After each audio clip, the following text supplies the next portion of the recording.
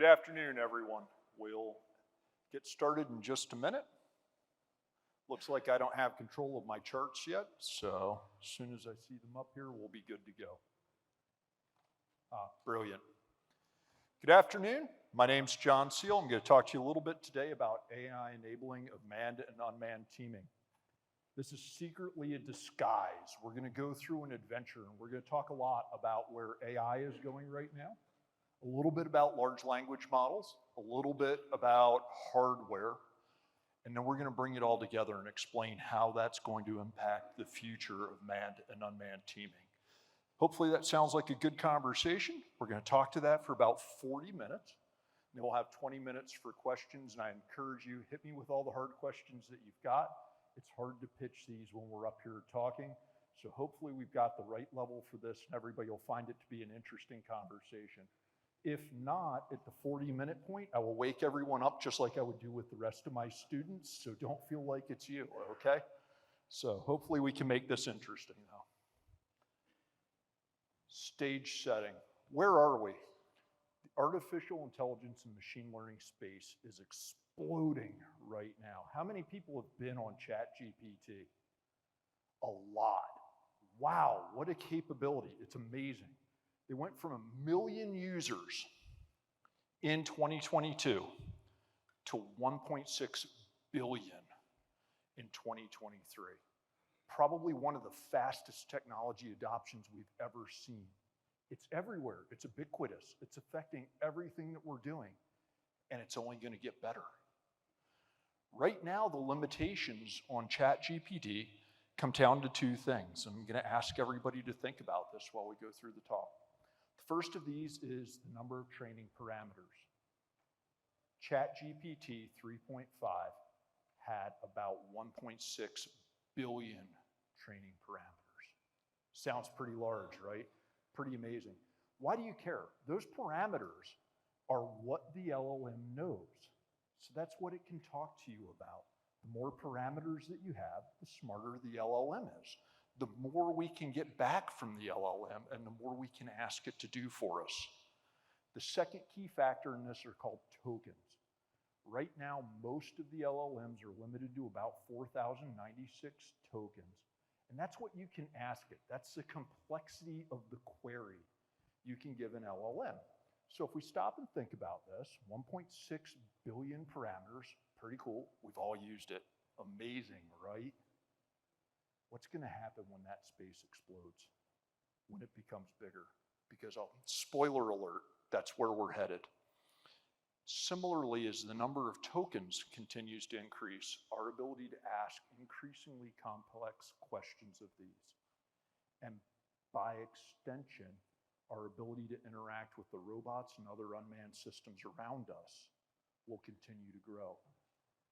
Spoiler alert, we're going to see LLMs in unmanned systems in the not too distant future. We're already seeing these starting to appear there. So, LLM capability then is limited by the number of parameters it's trained on, the number of tokens it can receive. And we're going to come back to that as we talk. The other factor in this is training. It takes time to train these models. Right now, commercially, a good commercial model, something that we've got confidence in, something that we can go out and sell products with, something that we can say, hey, we're really confident with this, is about $1 million a model. So there's a bar to entry right now. That bar is coming down and is going to continue to come down as we continue to do this. And then finally, for DoD purposes, there's two different kinds of AI that are competing right now. There's classic Bayesian AI, which is math and probability and really applied statistics. And when we talk about ChatGPT, that's what we're talking about.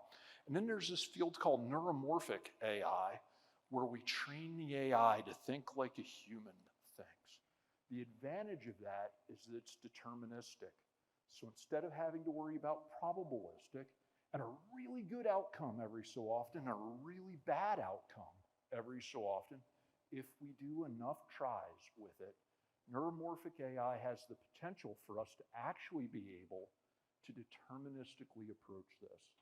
From my perspective as a weapons systems kind of guy in the past, that's incredibly important. That's how we make sure a weapons system makes good decisions in the future, and how we apply this technology directly at the weapons system level.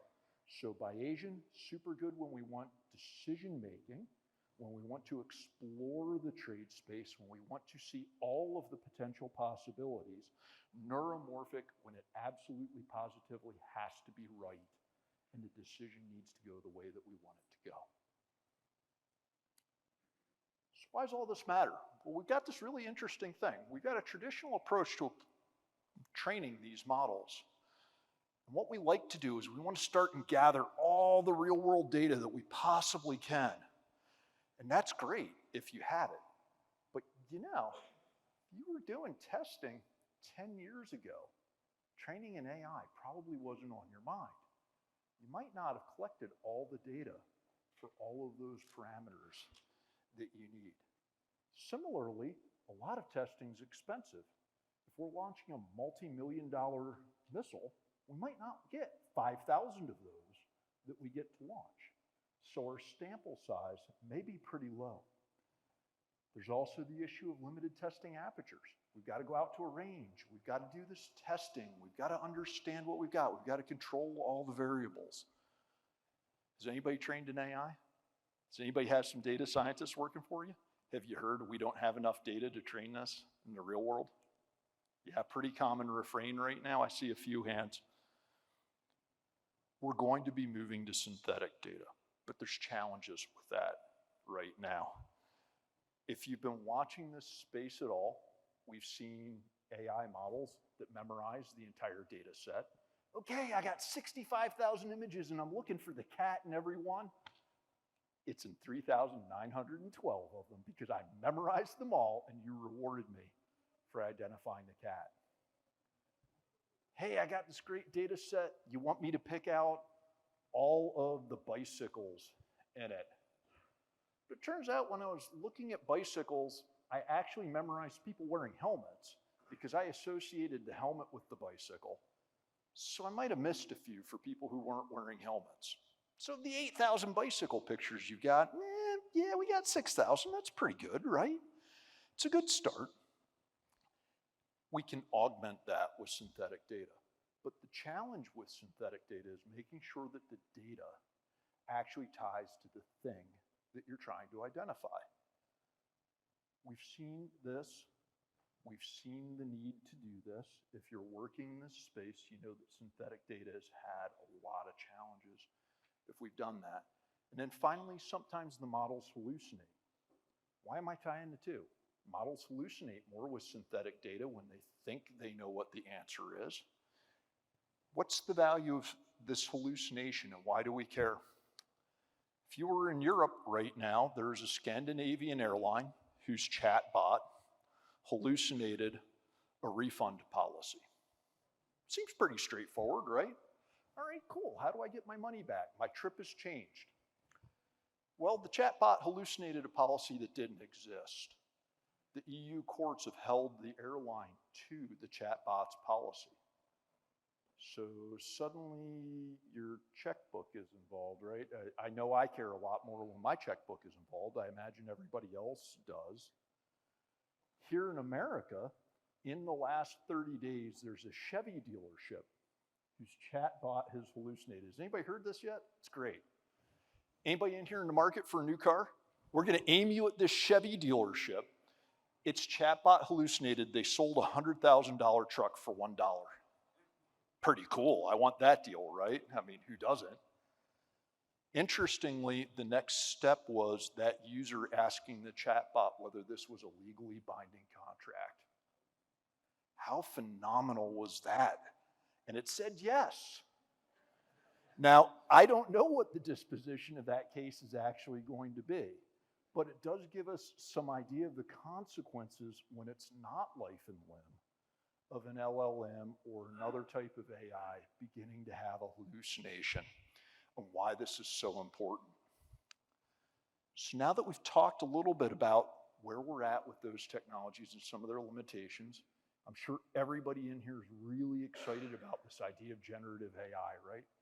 Now, instead of just asking the LLM what it knows, we're going to ask it to begin to create inferences from what it has and to learn and to share new things for us. Dali, make me a picture of the dog riding a bicycle with a red ball and a party hat. Who doesn't want that, right? As we start to look at new knowledge coming from these, the issue of hallucination becomes far more critical.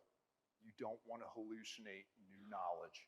You don't want to generate new knowledge that is outright wrong. Generative AI. Wow, we want to create some new information. We want to create new images. New images lead to this concept of deep fakes. Everybody's been watching the news, right? If you look at my Instagram, you'll see that I've dated any number of supermodels. They weren't there, but I dated them. Okay, I'm kidding. I don't have an Instagram. But the issue in the real world is that we have the ability now in a very photorealistic way to create new information that looks like it's in the real space that we're all dealing with. Can we get audio on the, do we have audio on the video? Okay, so what's happening right now, if you could hear it, unfortunately for some reason we don't have audio. Morgan Freeman. What is your perception of reality? Is it the ability to capture? We're going to restart this because I think it's foundational to what we're talking about. I am not Morgan Freeman, and what you see is not real. Well, at least in contemporary terms, it is not. What if I were to tell you that I am not even a human being? Would you believe me? What is your perception of reality? Is it the ability to capture, process, and make sense of the information our senses receive? If you can see, hear, taste, or smell something, does that make it real? Or is it simply the ability to feel? I would like to welcome you to the era of synthetic reality. Now, what do you see?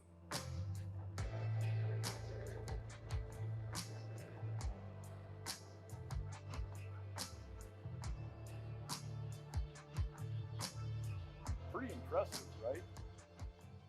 That's a very high quality deep fake. Very, very well done. It may surprise some of you to know that it's more than 2 years old. The technology has only gotten better. As we continue to explore these areas, and generative AI has amazing capabilities, new medicines, new materials, music and songs that have never been considered, but it also has a potential dark side. That's a very good deep fake of Morgan Freeman. It's also 2 years old. If they redid it today, it would be that much better. It also shows a risk, though. We talked a lot about not having enough data for training our AI and our ML as we're moving forward. As we generate synthetic data, as we look for data, as we look at ChatGPT that's training on the web, it's finding those same deep fakes. What's it learning? How confident are we that it's learning from the right material? All of this is incredibly important if we want to field and deploy technology using AI ML into the real world where it's noisy, where it's potentially hazardous conditions, where we may have a human who's tired working with that AI, having to make a life and death decision, where even it could be as simple as we're deploying firefighters into a forest fire that's raging across several thousand acres. Making sure that we've trained these and used the right synthetic data to do that is key to making sure that we're getting good decisions from these. If we're talking about manned and unmanned teaming, you want that decision to be the best possible decision that we could get at that point in time. Otherwise, it will do something unpredictable. And you'll go, oh my gosh, why did it do that? And we'll need to answer that question because your robot that might be carrying all your water just took the right and decided to go a kilometer down the road. Now you gotta go recover your water supply, which is not much fun in the real world when it's hot, when it's dusty, when you've probably already been at the field for 30 days. Somebody might be shooting at you. Really knowing where that thing's going is pretty key to everything that we're doing. But the future is now. This is coming. The technology that enables, well, she'll guess, this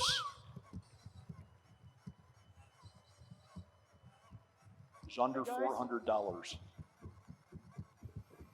They're powered by Jetsons, little Jetson robotics computers inside. They learn to walk in Isaac Sim. Ladies and gentlemen, this is orange, and this is the famous green. They are the BDX robots of Disney. Amazing Disney research. Come on, you guys, let's wrap up. No, it's not time to eat.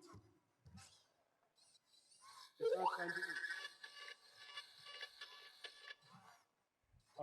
I'll give you a snack in a moment. Let me finish up real quick.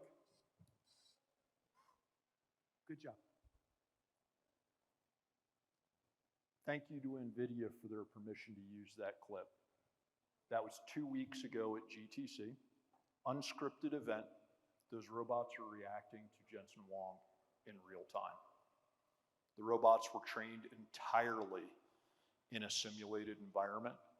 They learned to walk in a simulated environment. We worry right now about having enough real-world data for our problems, but the reality is the systems that we need, the capabilities that we need are going to come from entirely simulated data running just like these robots have. Again, this technology available right now, $400 commercially. You can go out on Amazon and get the kit that enables this. We're on the cusp, as you've seen, of being able to use the most intuitive interface we can possibly have to deal with our unmanned systems, our voice. Hey, you robot, go over there. And it will go over there reliably. Hey, bring me a Coke from the fridge reliably.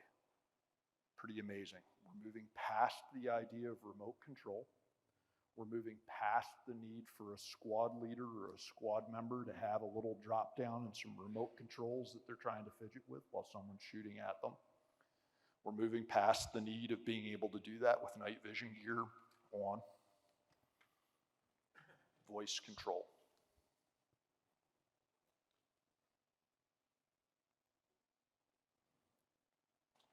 Clicker froze. Can somebody hit the next chart, please? Thank you. As I opened with, this area is exploding. These are changes that have happened in the last quarter. I did mention that there would be a little bit of math here.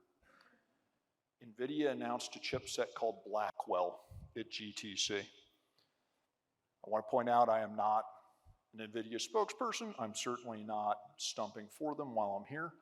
But the important part about this chipset is it has a backplane faster than the entire internet on that set of chips.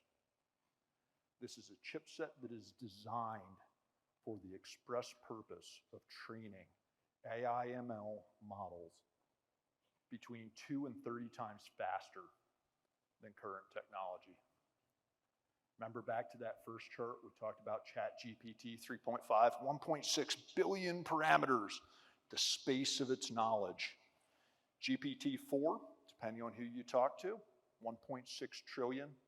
OpenAI hasn't actually admitted how large that particular model is.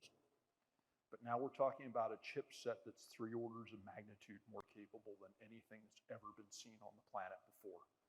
1,000 times more powerful. 1.4 exaflops to 1.6 exaflops. For those of you who are geeky in here and really want to geek out, all by itself, this is a top 500 supercomputer. It's going into production.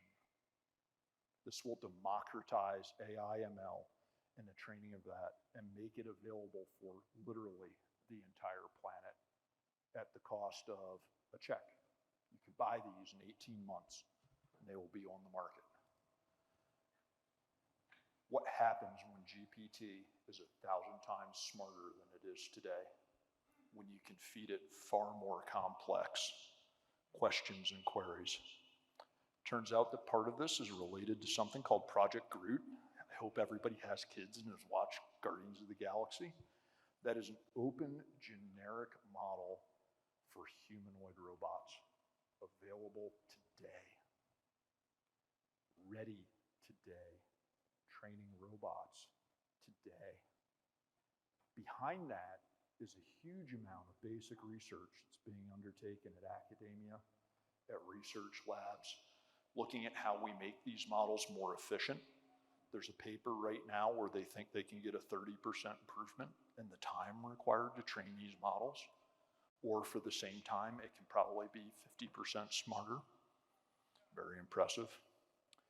We've got different models coming out to make them mobile so that your iPhone or your Android becomes smarter and more AI enabled. How many of you have the app that identifies what it's looking at? It's really cool. If you don't have this, you want this. It is awesome. It's also very expensive because it will link you right to Amazon and other places where you can buy things that you didn't know you needed. But very cool. As we see these optimized for mobile devices, we're going to see more intelligent decision making at those levels. We're going to see the optimization to you. When we can train a chat GPT that is 1,000 times more capable, everyone on the planet can have their own individual AI assistant that knows you, speaks to you, knows your habits, and is unique to you. That's going to be a hugely game-changing reality for us.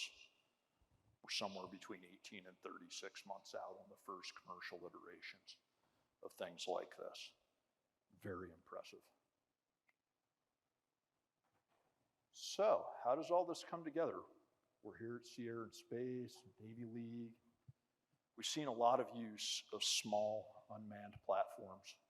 They've been very effective in the Ukraine, in the Red Sea. We've seen remote use. We've seen fly-by waypoint use. The next thing that we'll see is the democratization of these capabilities into unmanned systems, most likely through an asymmetric opponent initially. The reality of the acquisition system is that there is inertia there. Until we adjust the POM and find the ability to accelerate the deployment of these capabilities, it is likely that we will see our opponents outpace us in this area. We've already seen a capital vessel, the Moskva, sank in the Black Sea. As these systems become more intelligent, they will become even more disruptive, even more capable, and even a greater threat to the current surface Navy. So what can we do about that? How can the Navy get there? We, the Navy, need to accelerate the building and use of our digital twin technologies and true digital engineering. The picture that you see on the right is not animated right now. I apologize. That is us training in a training environment, 16 UAVs at a time, and giving them better flight autonomy so that we can have smarter unmanned air vehicles as well. But the key to doing this is to generate and use generative AI to create the new training environments that we're interested in. We can't always take a new system to the desert. We can't always take a new system to the Arctic. We can't always take them to a triple canopy jungle. We can't always take them to a dense urban environment. But these are all environments that we fought in the last 20 years and where we need to train these systems.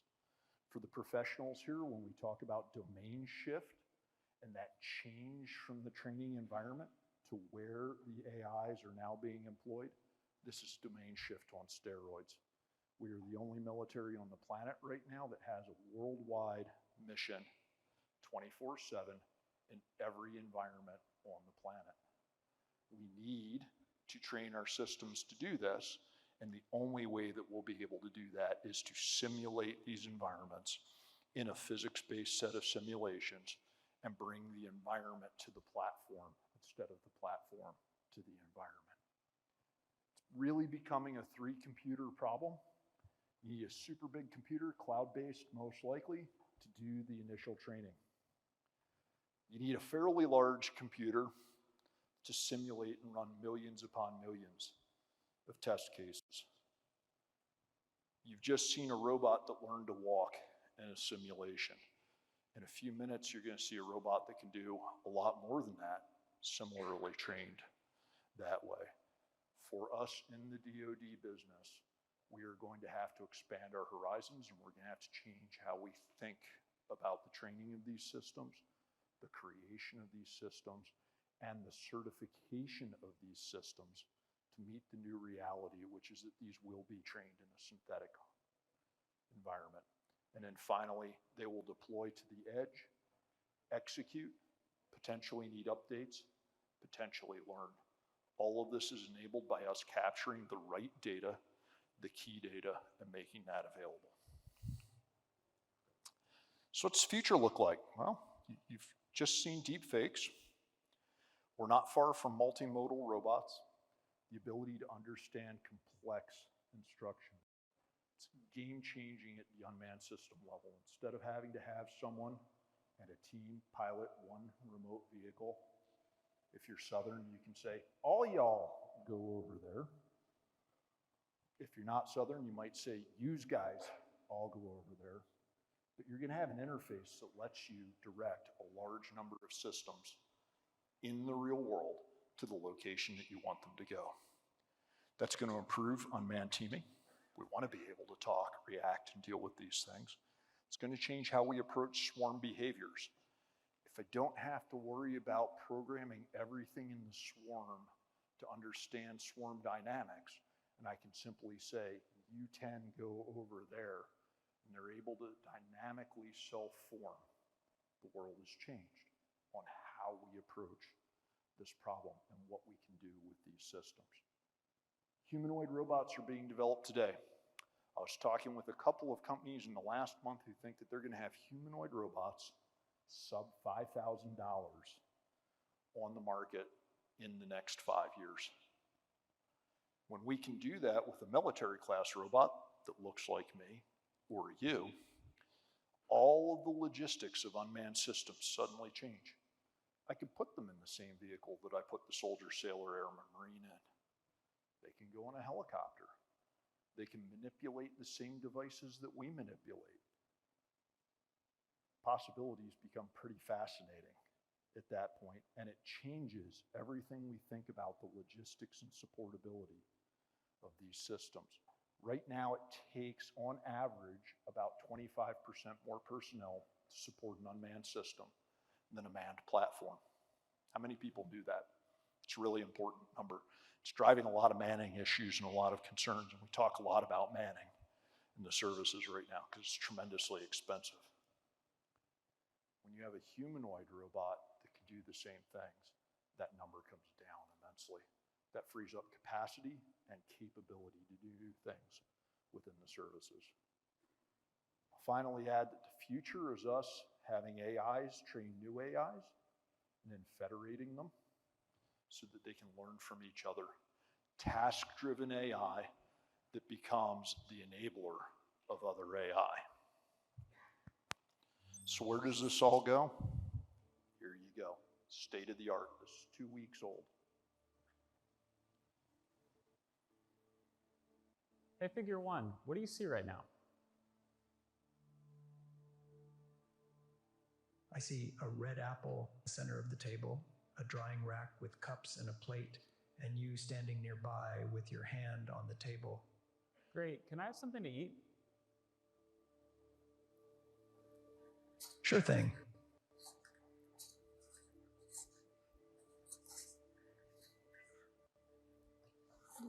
Great. Can you explain why you did what you just did while you pick up this trash? on it. So I gave you the apple because it's the only edible item I could provide you with from the table.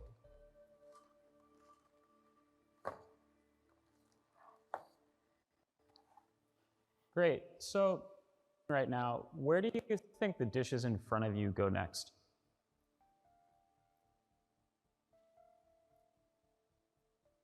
The dishes on the table, like that plate and cup, are likely to go into the drying rack next. Great. Can you put them there? Of course.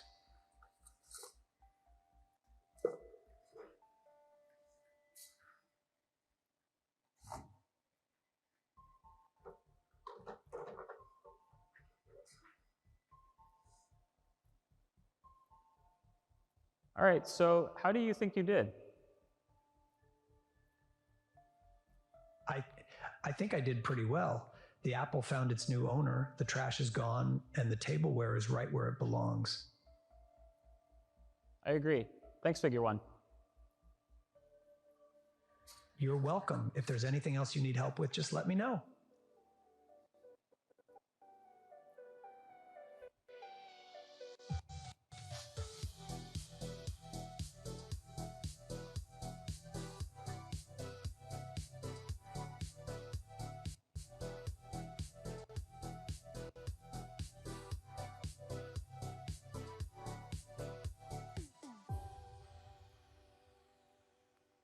So hopefully that excites everyone. That is the state of the art right now. We opened a little bit with LLMs and where they're at, and machine learning and the state of technology. We've walked through where this is going and the commercialization of computers that will increase that ability by 1,000-fold at speed and at scale. You've just watched someone at OpenAI interact with a fully multimodal robot and get intelligent response from that. We opened with what's coming in the future. The future is now. The technology is here for us to do this now, and it's only going to get better in the next 5 years. So I've talked at you now for about 35 minutes. Can I open the floor to any questions? And thank you.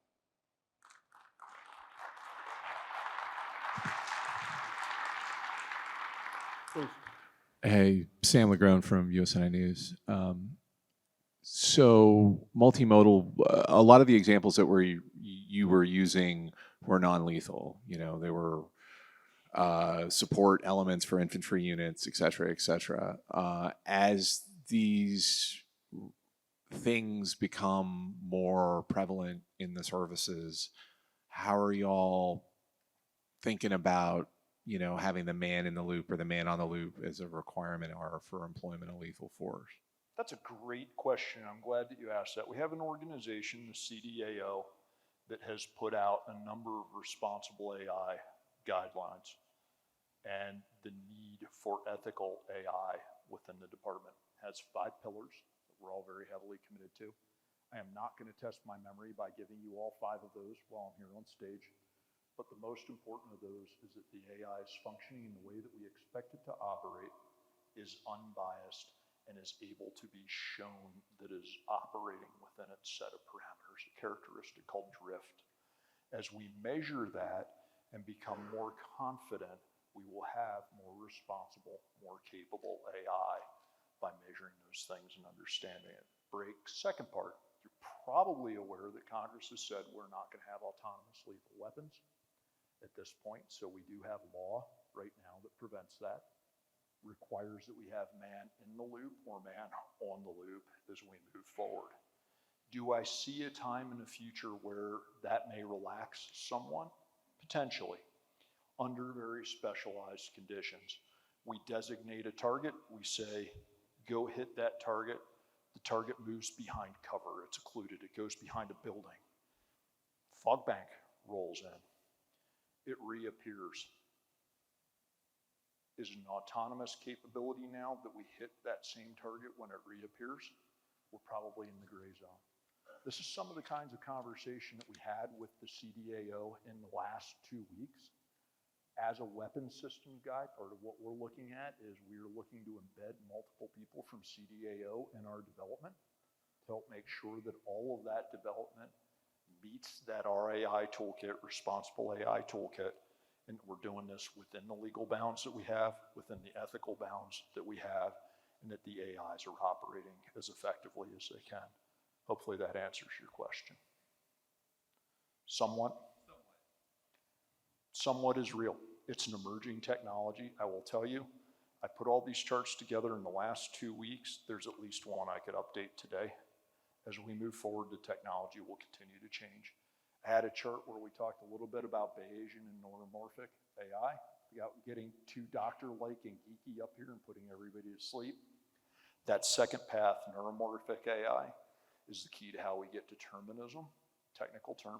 Means knowing that the system is doing exactly what it's supposed to do without variance and variation within that. It's not quite the mathematical definition, but it's pretty close. And that is how we lock these systems down to only the behaviors that we want. And that is really a key to having intelligent weapons. Hopefully that helps. Sir?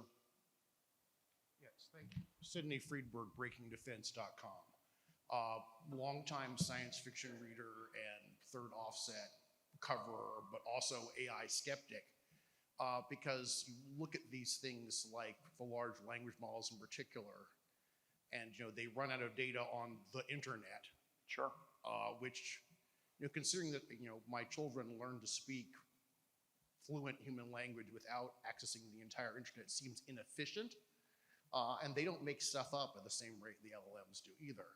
They do make up some stuff, but I mean. I was about to be really impressed by your children. Yes. So. But, I mean, I know DARPA has looked at this somewhat. You mentioned the neuromorphic versus the Bayesian probabilistic model. Is there a way to get AI that does not depend on this hugely inefficient ingestion of data and prone to mistake the bicycle helmet for the bicycle, as you said? So is there a new kind of AI that's more efficient and less prone to hallucination or error? So the training requirements are really tied to those Bayesian systems and having them understand a lot of what's behind it. If we train in a neuromorphic way, I'm going to sound like a linguist for a minute. For anybody in here, any computer scientists, you remember that whole class you had on LL1 parse grammars and Chomsky normal forms and cool things like that? That's what we're really talking about here, is a mathematically rigorous way to train an AI to be deterministic in the same way that humans learn language. When we get the technology to move down that more effectively, that enables a lot more of what you're saying right now, but doesn't get rid of the utility or the importance of the other Bayesian frameworks, which allow us to create generative models where we want some randomness in the system. Patton's sort of famous for saying, tell them what you want done and not how to do it, and allowing the commander to be surprised by the ingenuity of their troops. Similarly, in many cases, we want that ingenuity. We want a different approach to the problem. AlphaGo as a computer was not supposed to work. If I say AlphaGo, does everybody track on that? Big supercomputer designed for the most complex game that humans play, Go. Unlike chess, non-deterministic, very open-ended, the belief was we could never program a computer that could actually beat a Go master in the real world. AlphaGo did it. It did it by creating new tactics and techniques that had never been seen on a Go board and then applying them. The human was unable to adapt at the same speed. We need both sides of this equation in order to most effectively use AI in the real world that we're adapting to. Sure. Good afternoon. Awesome talk. My name is Gary Harkleroad. I'm with Leonardo DRS. And my question is this deterministic nature of the neuromorphic processing. So you're claiming it's deterministic, right, as opposed to the Bayesian side. So, I should put a star. It's deterministic-like. Right. And so that's the question is there theory that is defining that? Because the reason, again, I'm going to question it because, again, neuromorphic systems are basically designed and implemented the same as our Right. neuromorphic systems, and we hallucinate. We don't tell the truth. We make things up. We extrapolate. So what's to say that those systems, when programmed, won't do the same thing? So there is risk to that. There is a great deal of theorem. A gentleman named Noam Chomsky, Dr. Noam Chomsky, very famous in the computer science world, hypothesized and theorized a lot about how these systems would work. If we train it like a human, you're right, it will have some of those same weaknesses. Arguably, in the training, and we're doing the research, let's be clear, none of this is known yet. This is all new. Arguably, as you train a system like that, you can begin to apply valuation that prevents it from going down those negative consequence branches. And you can begin to have it apply better behavior by rewarding it for approaching it down the right path. It's not a perfect answer. I have only recently encountered 2 neuromorphic models that were working in the real world. And that's in the last 4 months. So while this is emerging and we are working towards it, there's a lot of research and science to do there. It's not a perfect answer. It's the only answer I have. So what was the difference in terminology used, deterministic versus? I'm going to say deterministic like. Like. That is not a very technical term, so please don't hold me to it. But as we start to do this, it is both explainable and more deterministic in its performance if all of the promise pays out. So the math department's not going to support that, that theory. The math department will probably support more of it than for some of the Bayesian systems. At the end of the day, anything that is applied statistics, we have a range, we have some mean, we've got a cool set of standard deviations.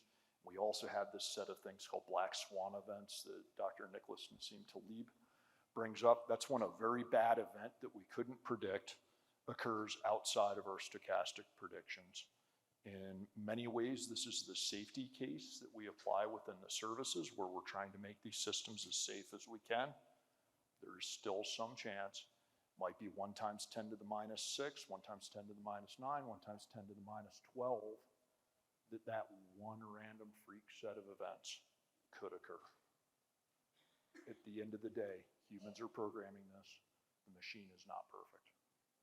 I have another question, if that's okay. Could you maybe give us a little comparison between the training mechanisms used on Bayesian versus the neuromorphic? I really am not prepared to do that from up here in a concise format of like 30 seconds or less. That's a much deeper question. Thank you very much. Okay. Sir?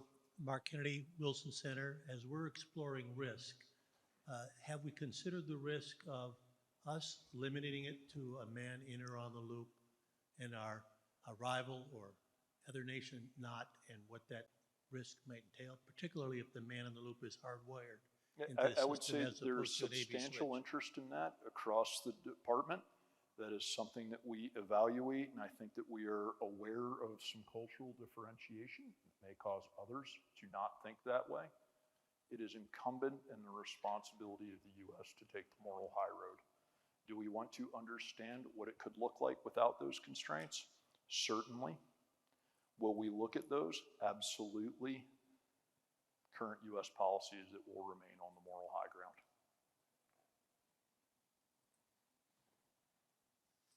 I got another one if that's okay. So some of the limiting factors of a lot of these language models is GPUs and getting enough of them. Where are y'all, or how do y'all feel about getting enough, having enough, stockpiling enough, the efficacy of the stuff that you have stockpiled, et cetera, et cetera? You have this very limited asset, and so we're in a very public forum. So let's say this. I would say that the department has identified and prioritized the acquisition of a sufficient amount of GPU capability to train these systems. On a regular basis, I interact with extremely senior officials on perhaps some of where those procurements should be made. There is a gradient of adoption within some of that, but the department is accelerating the set of purchases on that and is standing up any number of AI hubs with substantive GPU capability. And we are in a public forum, so that's what I'm going to say for that one. Thank you all. I appreciate your time. Hopefully no one's fallen asleep.